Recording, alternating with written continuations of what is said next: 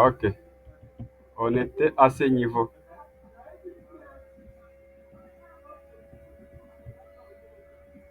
Ok, je disais, le suivi nous permet de suivre les activités du projet. Le suivi nous permet de suivre les activités du projet. L'évaluation nous permet d'évaluer et d'analyser les interventions sur lesquelles nous travaillons. Je pense que là, c'est OK, je pense. OK. Et la redevabilité, quant à elle, est un mécanisme qui nous permet d'assurer la transparence entre les parties prenantes de notre projet, par exemple. Parce que quand on met en place un projet, il y a la communauté, il y a l'équipe projet, il y a par exemple aussi les bailleurs qui nous ont financés. Et la redevabilité nous permet de mettre tout le monde en commun, d'avoir la même information pour éviter un peu des difficultés liées au projet. C'est-à-dire c'est un mécanisme qui assure une transparence et une participation des bénéficiaires tout au long des activités du projet.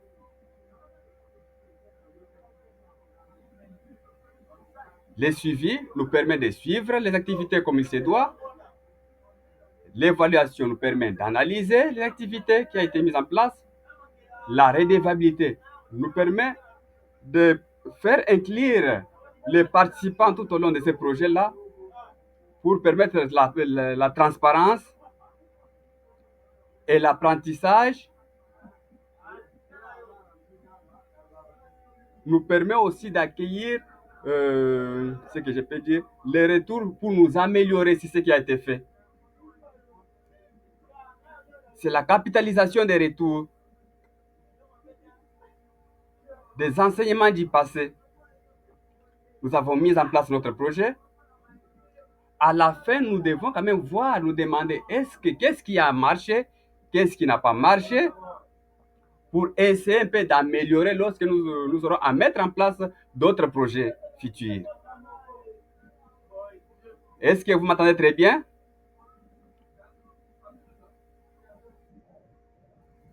OK. Est-ce qu'il y a une question? Quelqu'un a une question à poser?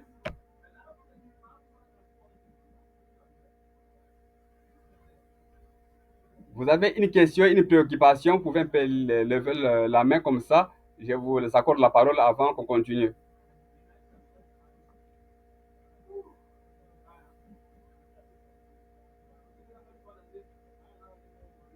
OK.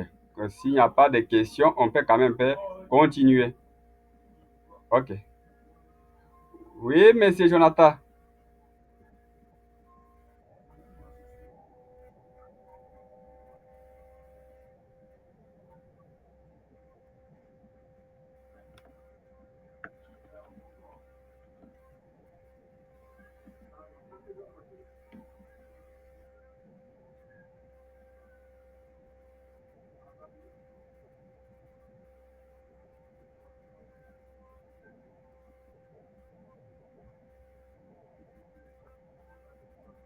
C'est parti.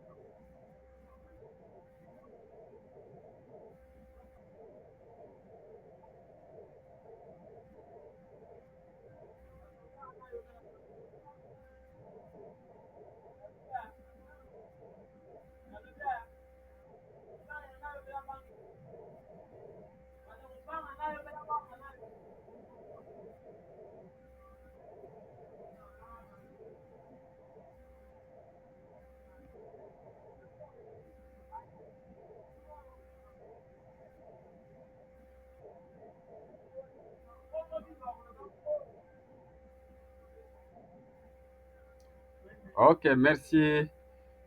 Monsieur Jonathan, pour votre intervention. Est-ce que quelqu'un avait une question sur ça avant qu'on continue?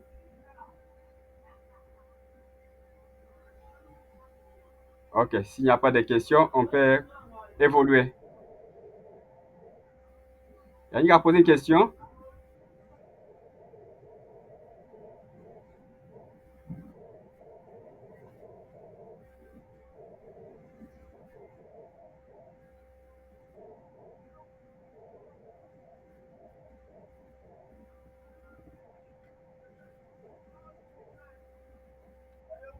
Ok, ok. Vous voulez savoir pourquoi on met tous ces mots ici ensemble, le suivi, l'évaluation, la redevabilité et l'apprentissage.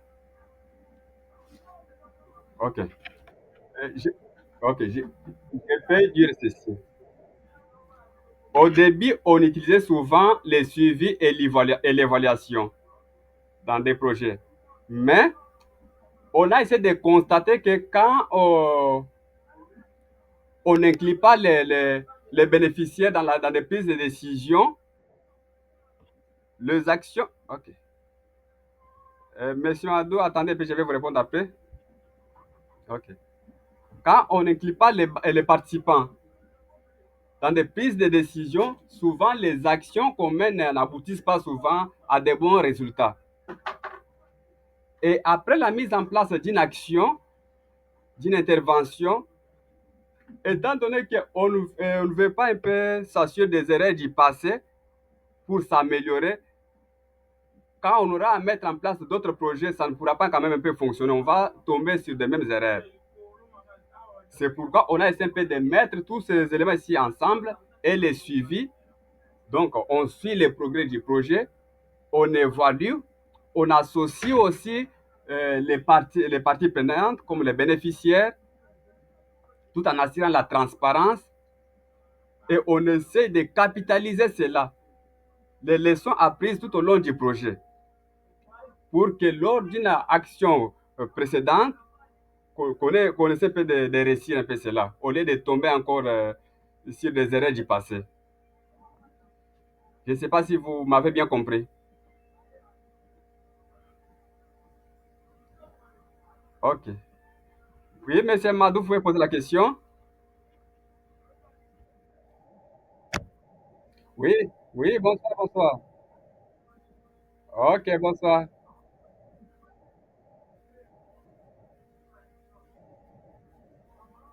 Ok.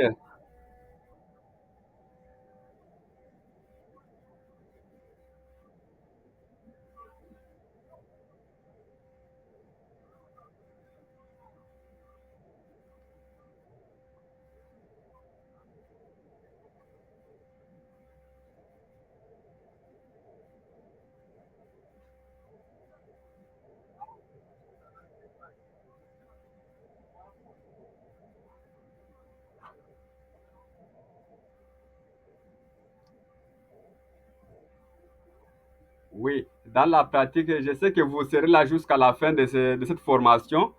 Et si vous arrivez à la fin, vous saurez comment tout cela se passe dans la pratique. Parce qu'au début, nous avons dit que cette formation sera vraiment 100% pratique.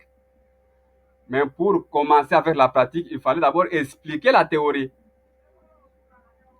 Est-ce que vous m'entendez, monsieur Mamadou? On a 7 jours, soyez patient, vous saurez comment ça fonctionne. Et à chaque étape, comment élaborer un rapport à chaque étape du suivi, de l'évaluation, de la redevabilité et de l'apprentissage. Ok, on ne peut pas sauter un peu les étapes. D'accord. Est-ce que quelqu'un d'autre a une intervention?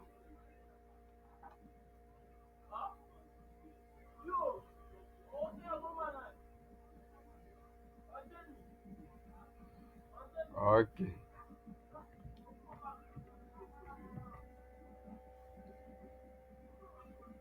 Ok, si, ce que vous devez comprendre sur le suivi nous permet de voir où est-ce que nous allons, de mesurer l'impact et de rendre compte à ce qu'on conserve, apprendre pour mieux faire demain.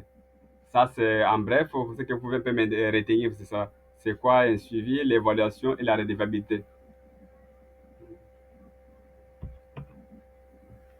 On va essayer.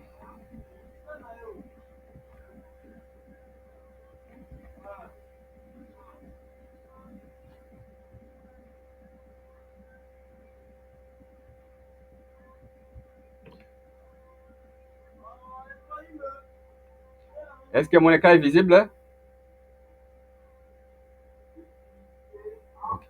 Nous pouvons nous poser la question, pourquoi nous suivons les activités? Pourquoi?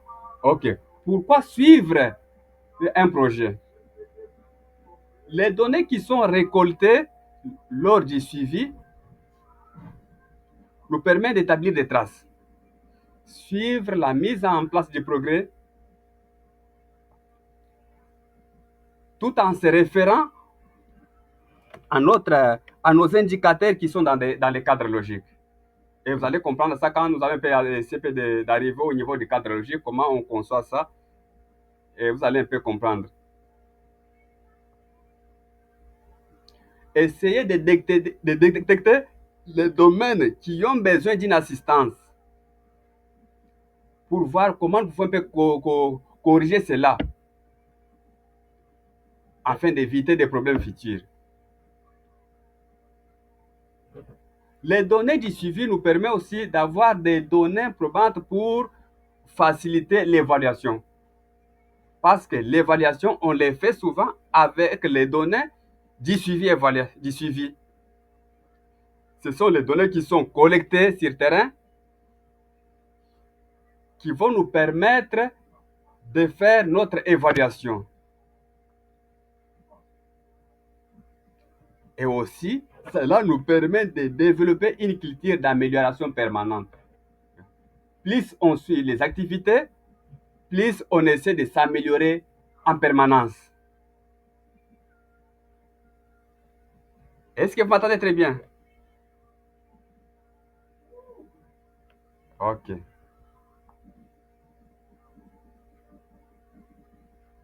Ok, d'accord.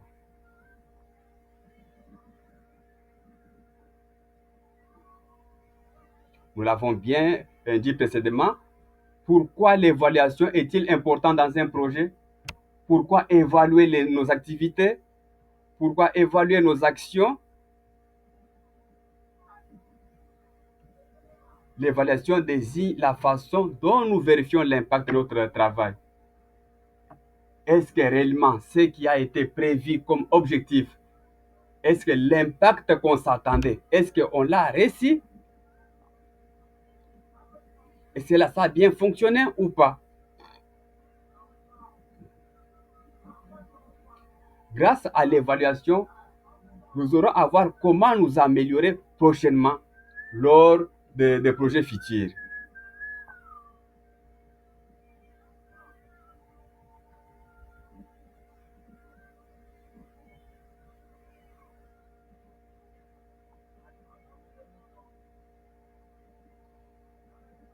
Qu'est-ce que cela signifie concrètement? Les suivis, l'évaluation, la redevabilité, l'apprentissage dans un projet. Cela consiste en grande partie à mettre en place un système complet. Le système qui pourra nous permettre de suivre les activités, de recueillir des bonnes informations au bon moment, de les analyser, les informations qui ont été recueillies au moment du suivi, les analyser, les partager avec les parties prenantes qui peuvent être nos bénéficiaires du projet, les bailleurs qui nous ont financés, l'équipe projet.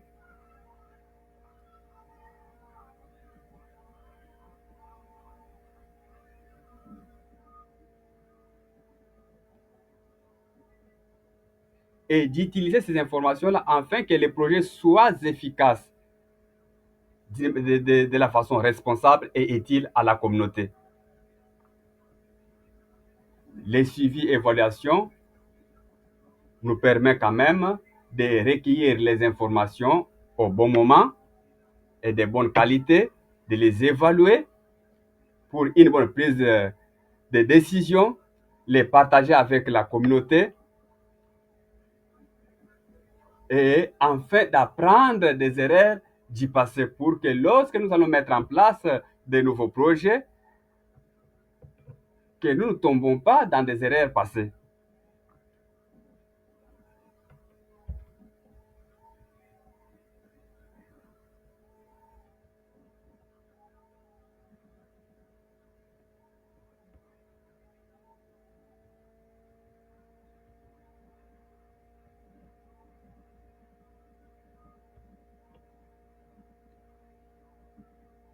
Est-ce que mon écran est partagé?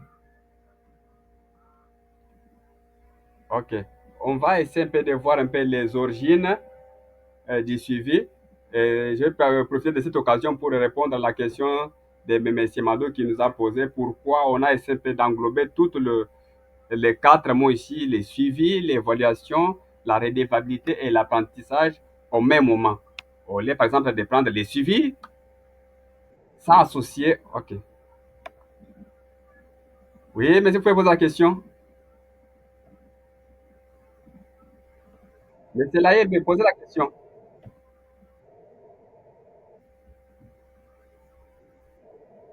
Allô?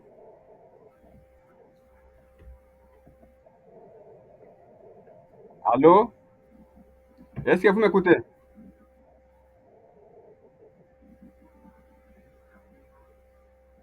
Quelqu'un m'attend ici?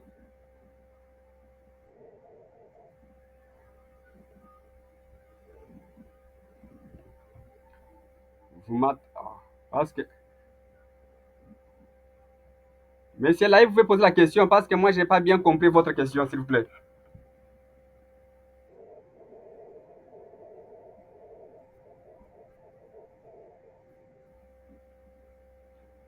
Ok.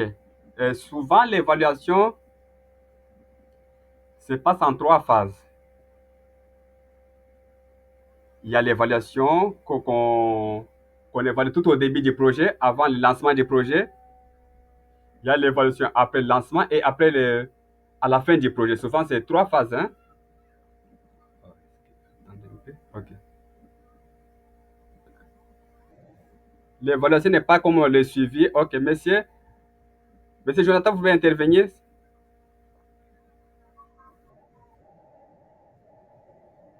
Oui, monsieur Jonathan. Je vous laisse la parole.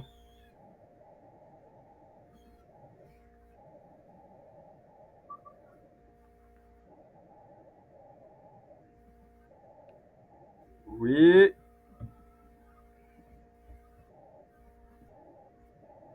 on n'entend rien. Hein? Est-ce que vous entendez, monsieur Jonathan?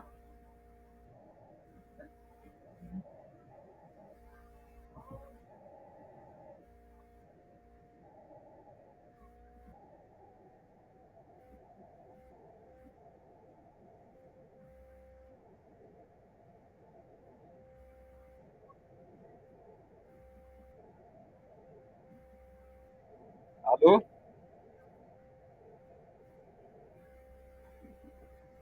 Monsieur Jonathan, vous êtes là?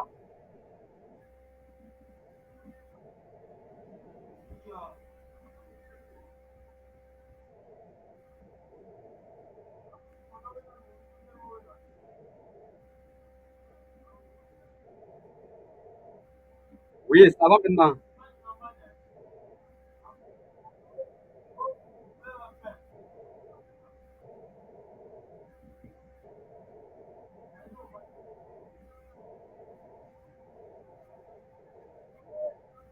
Les baselines.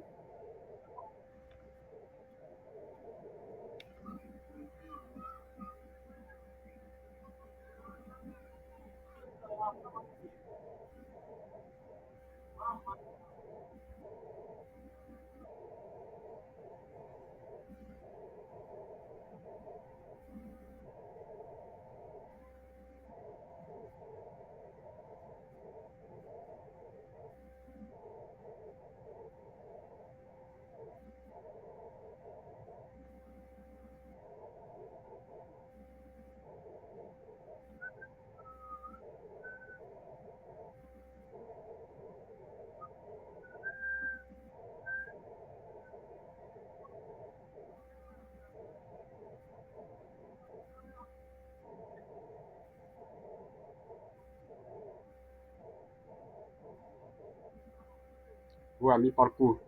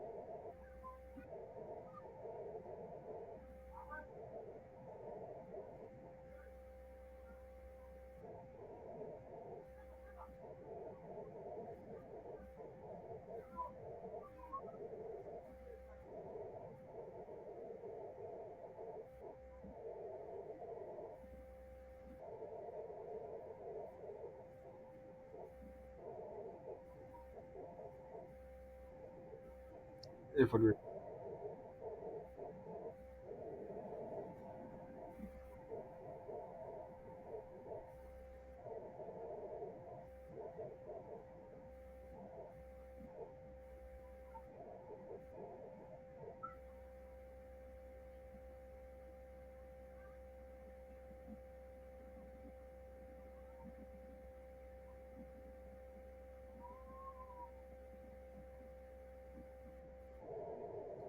Oui, c'est bon, c'est bon. Est-ce que hmm, il y a aussi une question? Oui. En tout cas, chez moi, c'est OK. Est-ce que quelqu'un aussi autre a une question? Parce que nous voulons que cette...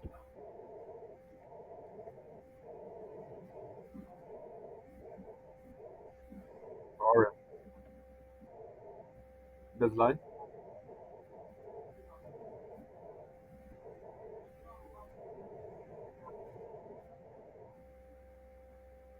OK. Est-ce que quelqu'un autre a une question? Parce que nous voulons que cette session soit interactive. Si vous avez une question, n'hésitez pas à les poser. Comme ça, on avance un peu ensemble.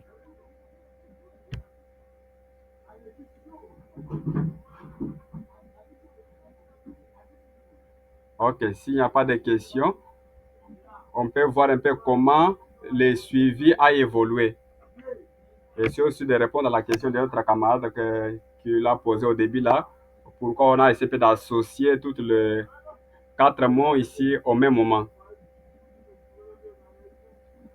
Avant les années 1990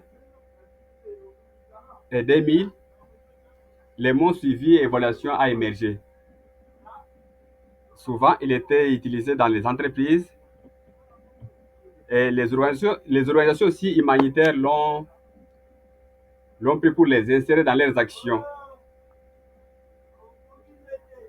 Mais après ce temps-là, si on prend l'exemple un peu de ce qui est arrivé au Rwanda du génocide de 1994, qui a fait beaucoup de décès et beaucoup de déplacés,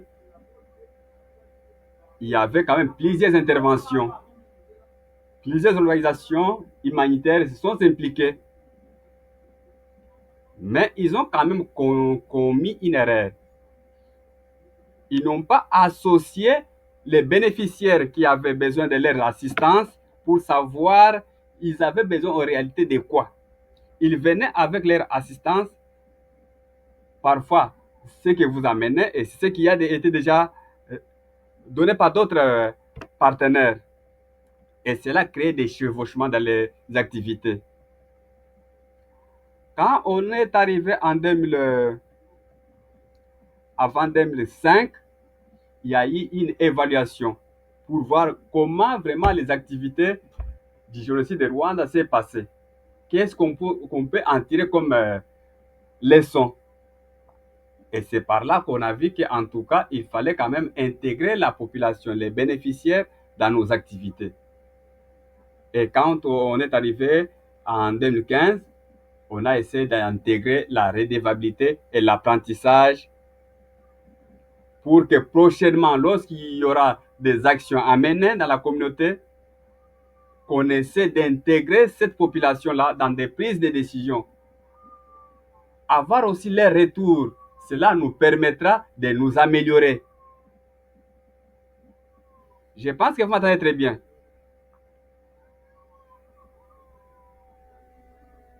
Ok, merci beaucoup. C'est pourquoi on a essayé, au lieu du suivi, on a quitté du suivi et évaluation, on a ajouté aussi la redevabilité. Donc, l'effet de rendre compte aux bénéficiaires et aux parties prenantes. On ne s'est pas limité sur la façon de rendre compte, on a aussi ajouté comment capitaliser des leçons apprises lors de projets anciens pour que pour qu'on essaie de s'améliorer encore lors des projets futurs. C'est pourquoi on est passé du suivi évaluation au suivi évaluation, redevabilité et apprentissage. C'est là où est né ces trois concepts ici qui est maintenant en en activité maintenant partout dans des organisations internationales. On parle souvent des suivis, 10 000, 10 000 et des 1000 est parlé partout. On essaie d'intégrer tous les trois concepts ici pour avoir des rendements de qualité. Est-ce que vous m'entendez? OK. S'il y a une question, vous pouvez la poser comme ça, on évolue.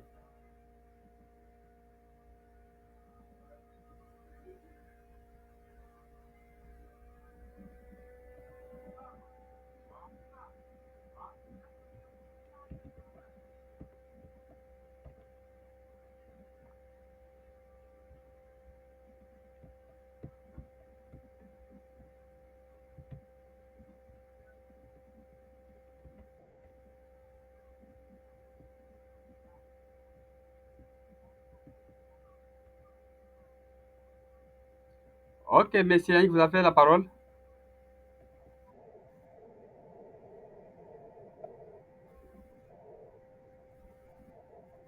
Oui,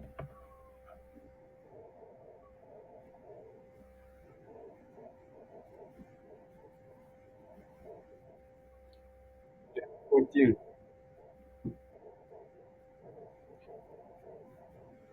Mais oui, c'est ça, la redevabilité, oui, les ripots de la redevabilité.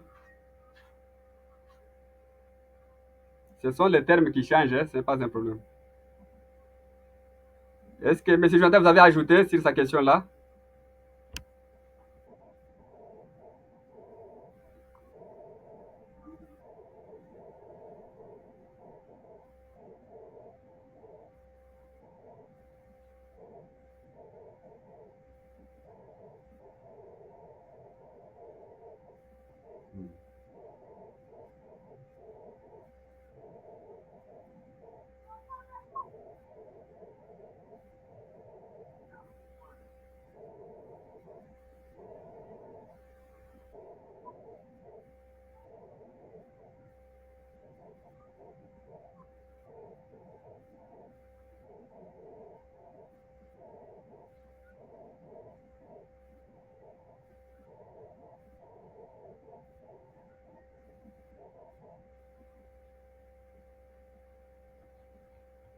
Oui, madame, vous avez la parole.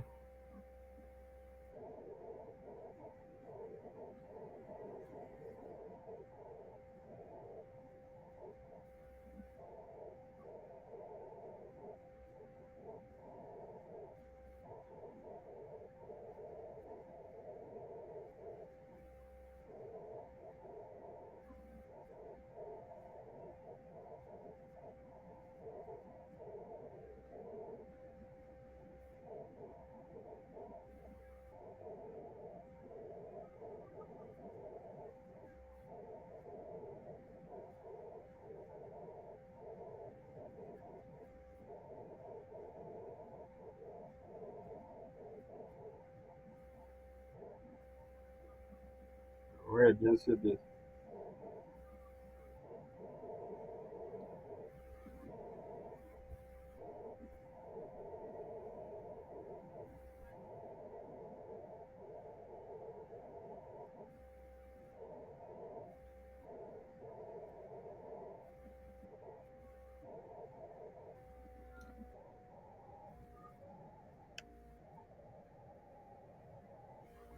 Et passez l'information.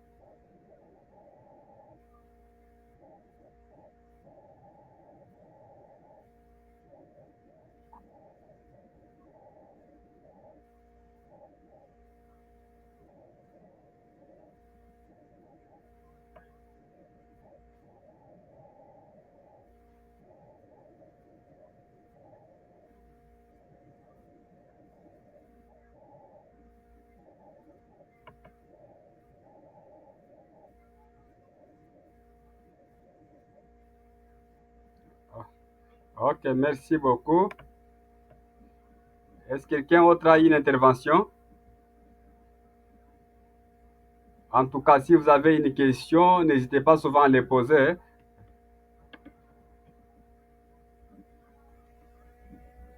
Ok, d'accord. S'il n'y a pas de questions, on peut un peu commencer. Ok. Ça, cette partie que nous venons de voir couvrait la base du suivi.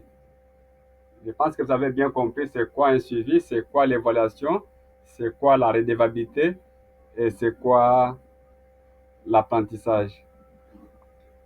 On va essayer de passer à l'étape suivante qui est la planification. Comment nous planifions les activités du suivi?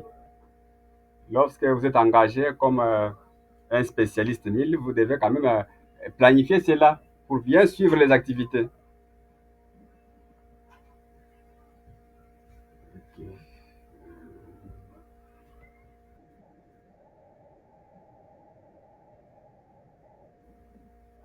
La partie que je viens de faire, laquelle est partie? Laquelle? En tout cas, je n'ai pas saisi la question, hein.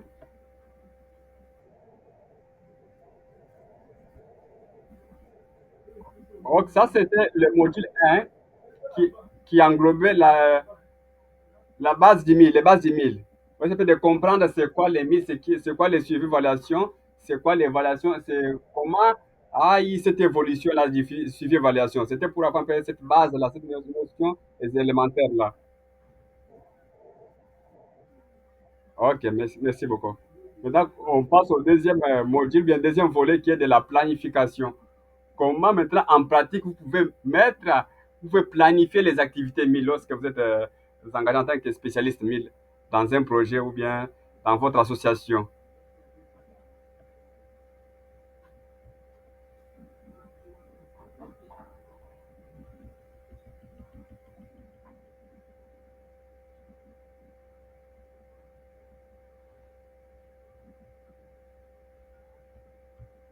Ok. Pour bien planifier les activités du suivi évaluation, il y a 5 phases essentielles, 5 phases très importantes à suivre. Et souvent, ces 5 phases ici sont souvent utilisées pour ceux qui travaillent dans des ONG qui conçoivent eux-mêmes les projets, ils soumissionnent là et ils ont un financement.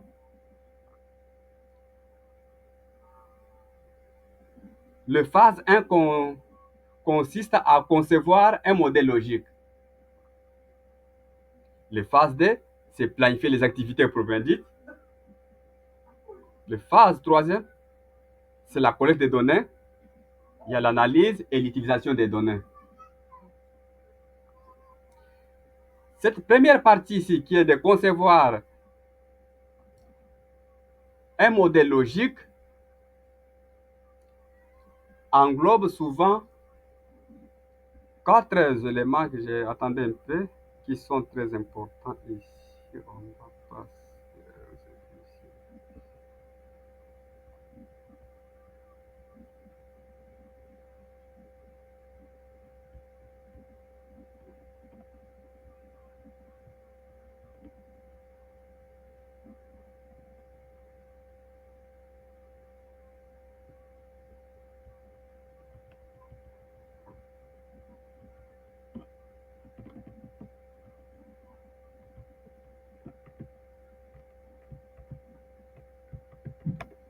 Ok.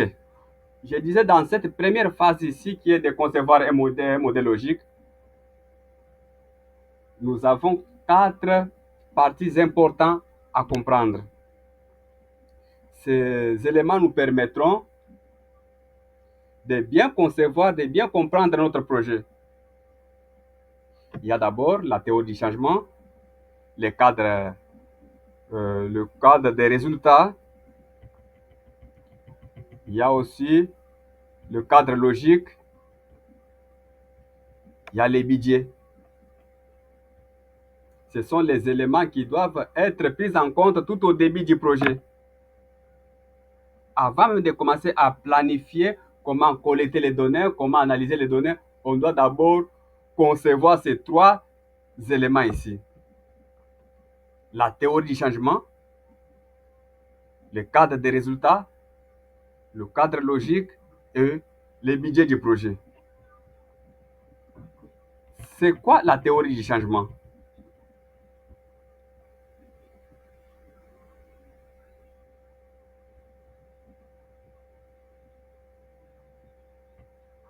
Avant même de comprendre un peu ces outils ici qui sont la théorie du changement, le cadre des résultats, le cadre logique, on dit que ces outils sont souvent utilisés lors de la planification, tout au début des activités du projet, avant même le lancement du projet, des activités. Elles doivent être élaborées de manière participative. Essayer d'associer un peu toute l'équipe projet qui vont travailler sur le projet lors de la conception de ces outils.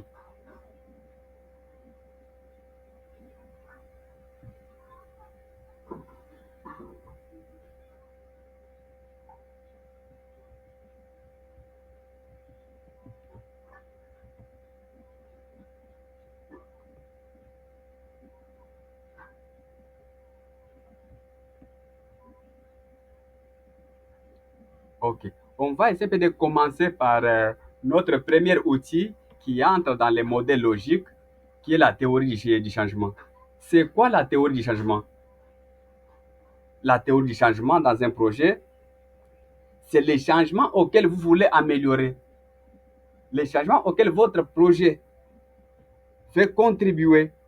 Qu'est-ce que vous voulez améliorer dans votre communauté? Est-ce que vous m'entendez? Le son est là? OK. La théorie du changement nous permet de comprendre ce que nous voulons vraiment améliorer dans notre communauté. Lorsque nous avons des problématiques dans la communauté, qu'est-ce que nous voulons faire? Quel est l'impact que nous voulons atteindre?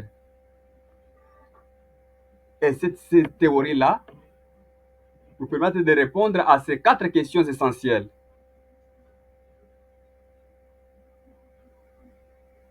Et ces quatre questions sont souvent qu'on va se poser. Où voulons-nous aller avec notre projet qui est mis en place? Qu'est-ce que nous voulons vraiment améliorer? Quel changement que nous voulons apporter dans la communauté?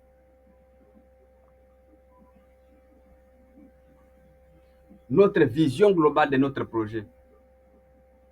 C'est à partir de cela, à partir de cette vision-là qu'on doit essayer de comprendre quel est l'objectif de notre projet. Et si on a maintenant l'objectif du projet, on saura quelles sont les activités à mettre en place pour atteindre tel résultat et les résultats qui pourront nous permettre d'atteindre les objectifs. Objectif qui est... OK. Et la deuxième question,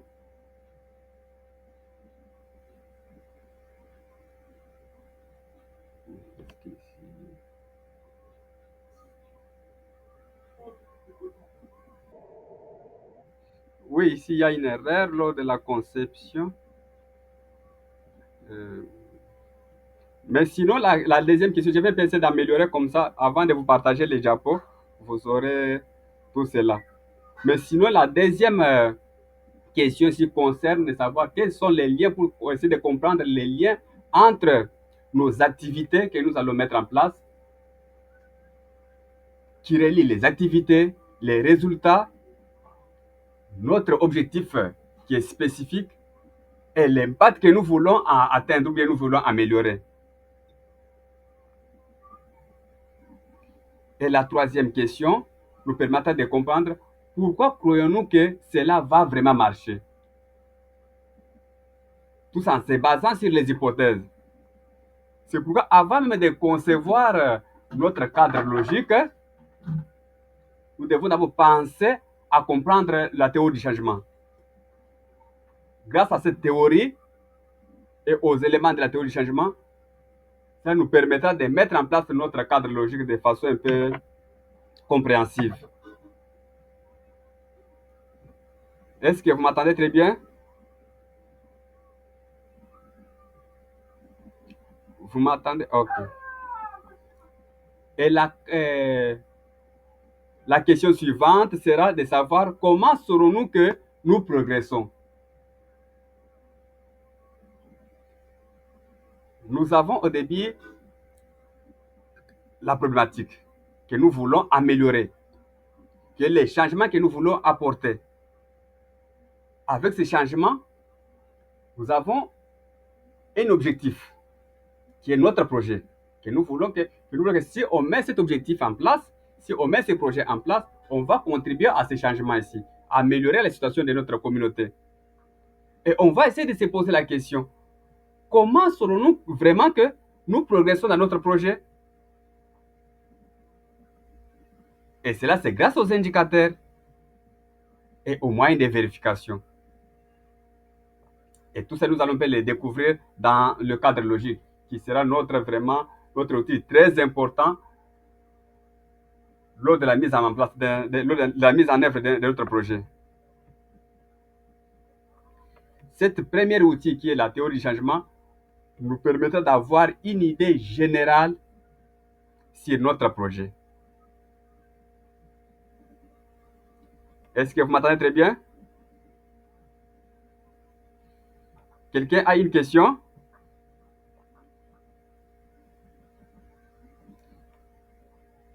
Vous avez une question, une préoccupation?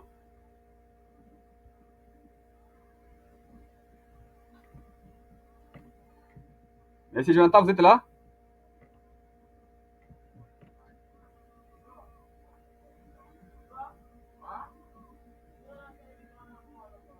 Oui, monsieur Jonathan, vous êtes là? Oh, malheureusement.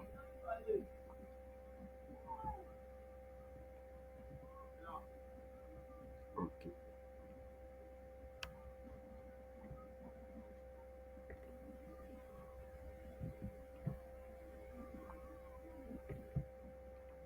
Ok. Voici une image illustrative de la théorie du changement. Ici, de ce côté, nous avons une population souffrante qui manque de l'eau, même pas de bonnes maisons, pas de toilettes. Et il y a une population ici. Et nous, étant membres de la communauté, nous voulons apporter un changement. Ça, c'est la situation du départ. Grâce à notre projet, nous imaginons déjà que lorsque nous allons mettre en place ces projets, nous aurons de l'eau, des bonnes maisons, et il y aura aussi une route pour notre population. Et comment saurons-nous que nous progressons? C'est grâce aux indicateurs que nous aurons à mettre en place qui vont nous permettre de comprendre si réellement notre projet avance. Est-ce que vous m'entendez? Vous m'écoutez très bien? Ok. Je pense qu'avec cette image, c'est un peu facile de comprendre. Ça, c'est la situation du départ. Et ça, c'est le changement que nous voulons apporter. Cette deuxième image ici. Ici, on a la problématique. Grâce à cette problématique, grâce aux analyses du départ, on a eu à détecter qu'est-ce qui ne marche pas dans notre communauté. Et grâce à cela, on essaie d'apporter notre solution, notre contribution en tant que membre de l'organisation, en tant que membre de la communauté, en tant qu'une ONG, en tant qu'une association.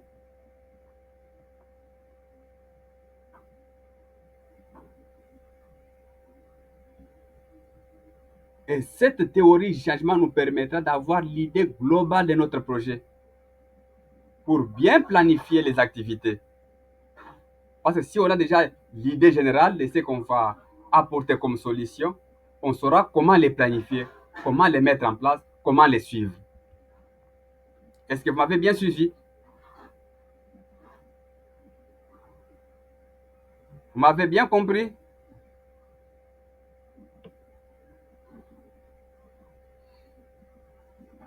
Ok. Quelqu'un a une question à poser? Une question, une préoccupation? Ou bien on peut continuer?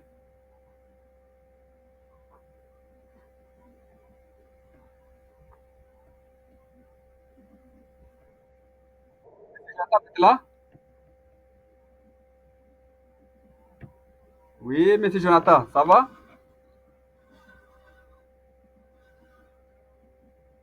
Je pense qu'il y a un problème. Oui, c'est Annick. Non, je vais vous demander si vous avez ajouté, hein. Comme ça on peut progresser ensemble.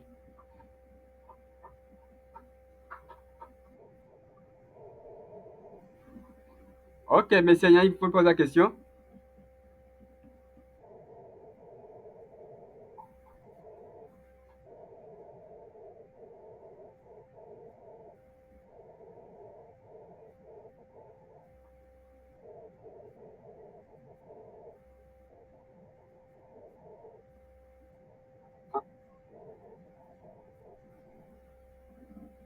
Oui, en tout cas, je n'ai pas bien saisi la question. Je n'ai pas bien saisi la question, hein. Il y a vous entrecouper. Si vous pouvez reprendre un peu.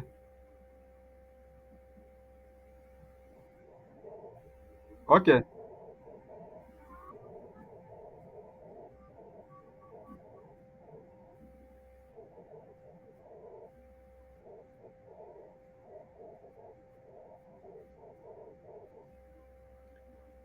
ok.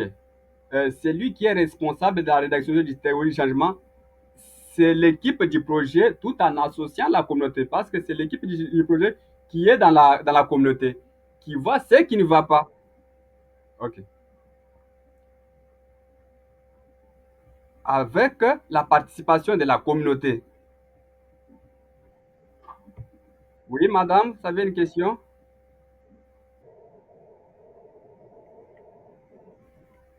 Oui, on a enregistré, hein. Vous aurez des vidéos.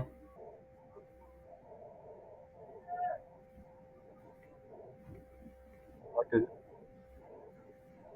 Oui, je vais vous partager à la fin. Donc, demain matin, vous aurez ça à partir de 6 heures. D'accord, d'accord. Est-ce qu'il y a une autre question?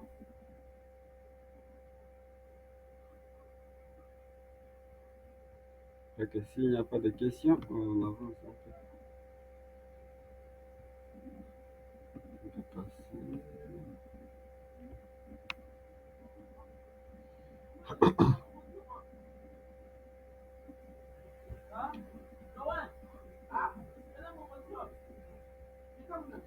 Ok. Oh, après la théorie du changement, on doit passer à notre deuxième outil qui est le cadre des résultats. Si- Sinon, ce qui est des cadres des résultats, ce n'est pas un peu compliqué. Il nous permet, quand même, grâce à la théorie du changement, de hiérarchiser les objectifs avec les énoncés du projet. C'est-à-dire quoi? Essayer de comprendre comment nous allons mettre en place les objectifs de notre projet, quels sont les résultats attendus, quelles sont les activités qui seront mises en place pour...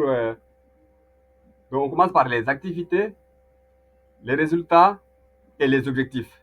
Et l'objectif qui nous pourront nous permettre d'atteindre un peu l'impact que nous voulons. De mettre ce modèle en logique. En tout cas, pour ce cadre de résultats, souvent, il n'est pas souvent utilisé. Mais ce qui est souvent utilisé dans un projet, c'est le cadre logique. Parce que même aujourd'hui, si vous êtes engagé en tant que responsable 1000 dans un projet, c'est que vous devrez, l'outil principal que vous aurez à voir, c'est le cadre logique. Et les deux premiers ici concernent souvent ceux qui travaillent dans des ONG un peu locales, qui conçoivent eux-mêmes leurs projets pour avoir des financements. Est-ce que vous m'entendez très bien? Vous m'aviez bien saisi? Ok. On doit passer à l'outil un peu très important ici. On est déjà à 1 heure.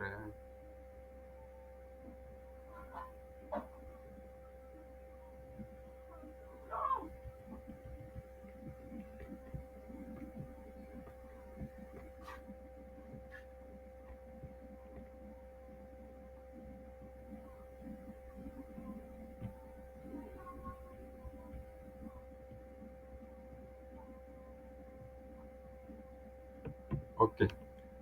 Je pense qu'on a déjà dépassé déjà 1 heure du temps, 1 h 30. Comment on va essayer un peu de stopper à partir d'ici, du niveau de cadre logique. Et demain, on va essayer un peu de discuter sur ça, parce que c'est une grande partie ici. Pour une idée globale, un cadre logique est un outil, bien un tableau qui décrit les principaux caractéristiques d'un projet. On y voit les objectifs du projet, on y voit les résultats attendus, les activités, les indicateurs qui vont nous permettre de suivre nos objectifs. Il y a aussi les méthodes de vérification. Comment saurons-nous qu'on a atteint cet indicateur? Et il y aura aussi des hypothèses. Je pense que cette partie ici, on va discuter un peu demain parce que ça sera au niveau du deuxième module, comme ça a été bien prévu. Euh, pour aujourd'hui, on va se séparer par ici. S'il y a des questions, parce qu'à partir de demain, on va développer les cadres logiques, les indicateurs et comment concevoir un système mine complet. On va essayer de voir quelles sont les caractéristiques d'un indicateur, c'est quoi un plan 1000 et on aura aussi un atelier pratique. Vous aurez un TP que vous allez remettre un peu les jours prochains. Si vous avez une question sur ce qui a été dit aujourd'hui, vous pouvez la poser comme ça, on essaie un peu de se séparer. Oui, monsieur Jonathan, vous pouvez ajouter quelque chose?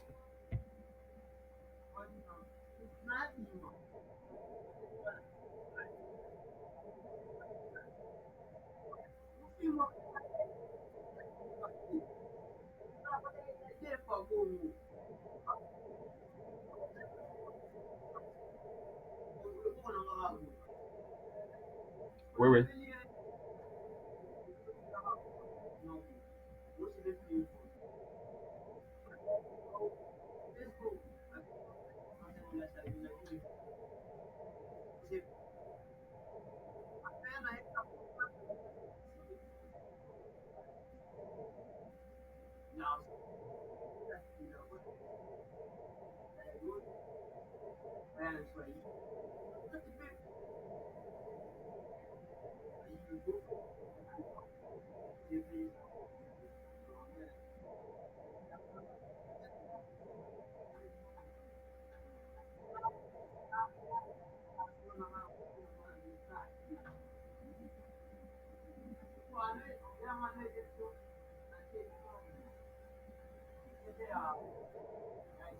Oui, bonsoir.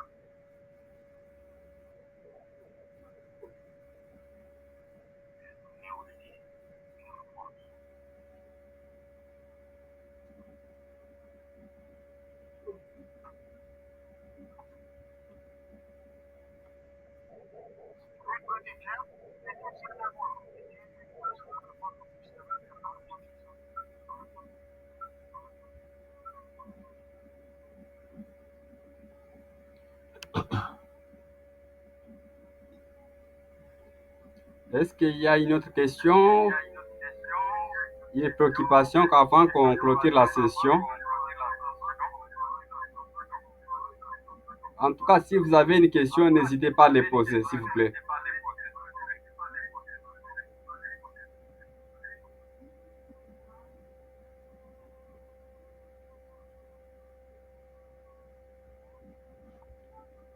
Ok, je pense qu'il n'y a plus de questions.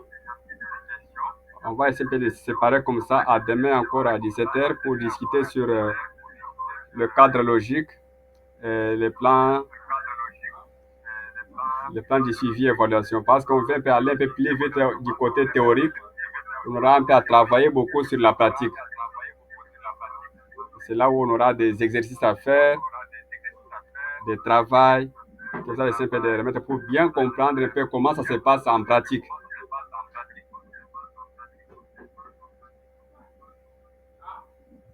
Ok.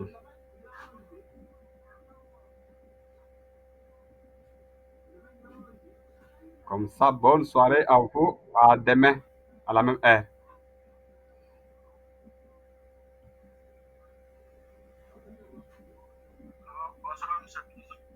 Oui, bonsoir, bonsoir.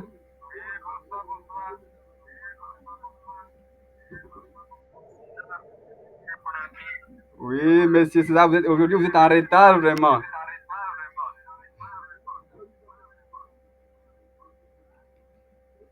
Je vous ai écrit depuis.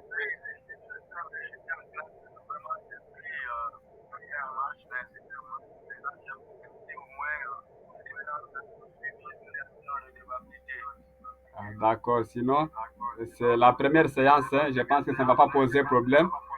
Et demain, soyez à l'heure parce on va essayer d'aller un peu encore plus loin.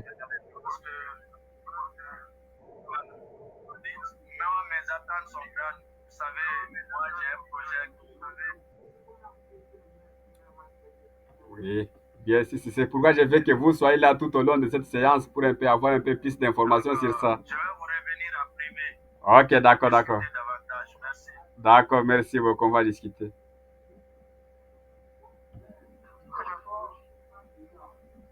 Ouh.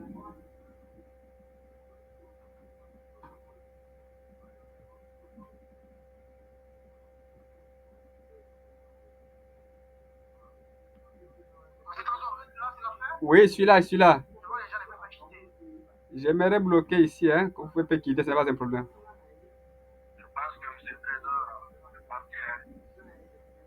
Non, je suis encore là, vous pouvez poser la question. Ah, là, je suis parti.